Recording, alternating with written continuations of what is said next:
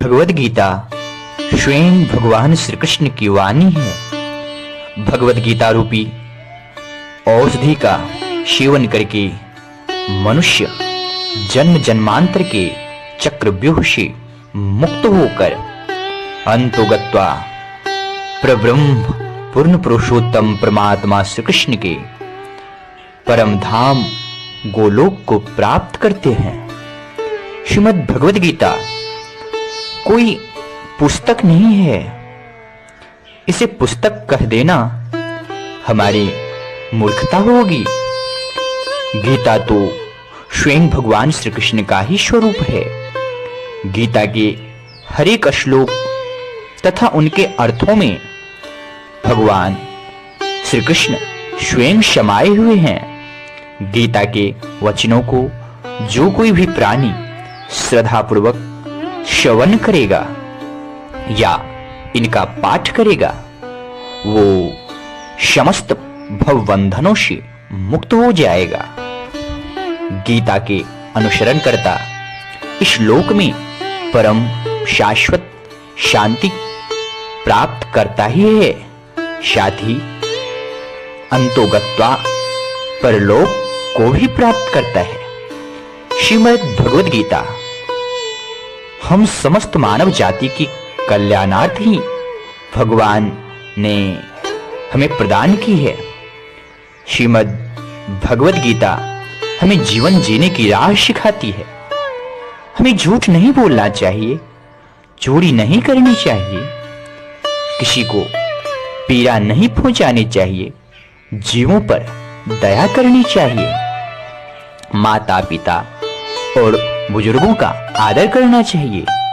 हमें हमारा जन्म क्यों हुआ है इसके उद्देश्य को समझना चाहिए। श्रीमद् भगवद गीता हमें यही सब सिखाता है कि हम सब करोड़ों करोड़ों जन्मों में करोड़ों करोड़ों योनि में भटकने के बाद इस बहुमूल्य मानव तन को प्राप्त किया है, जिसका उद्देश्य केवल एकमात्र है, परमात्मा की प्राप्ति करना।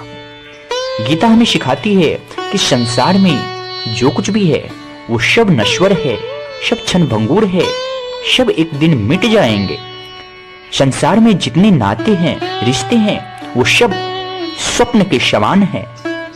एकमात्र परमेश्वर से जो हमारा नाता है, जो संबंध है, वही शाश्वत है, वही सदैव रहने वाला है।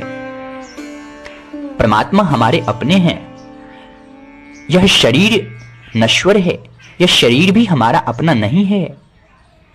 बस ये आत्मा अजय अमर और अविनाशी है, जो कि परमात्मा का ही सूक्ष्म अंश है।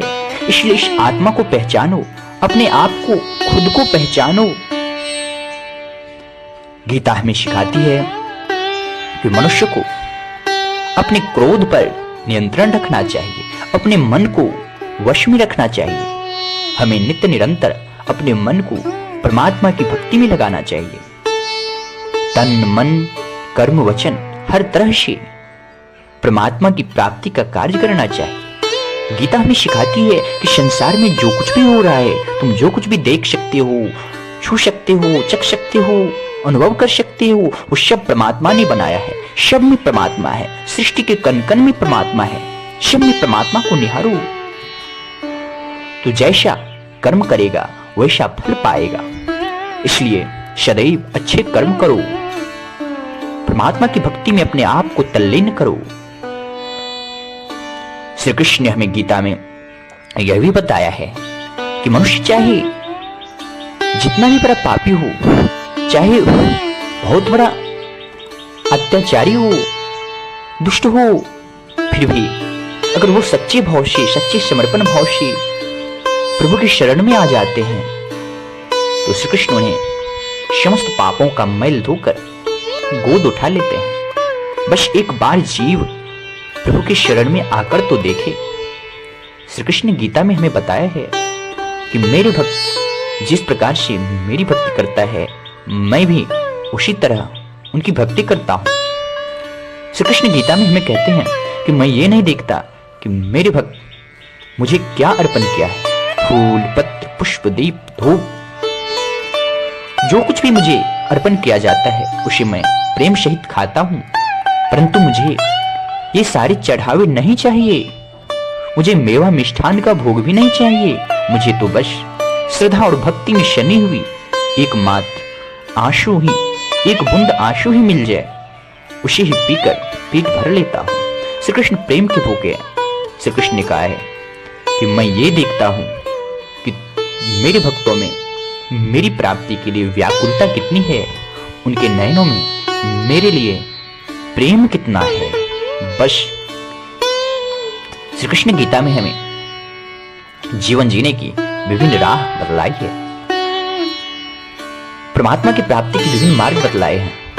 श्री कृष्ण ने कहा है कि कोई भजन गाकर, कोई श्रवण कर, कोई मेरा नाम जाप कर, कोई ध्यान कर, विभिन्न मार्गों से मेरी प्राप्ति कर सकता है।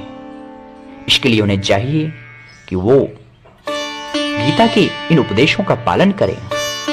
जो भी गीता के उपदेशों को श्रद्धापूर्वक सुनेगा, पढ़ेगा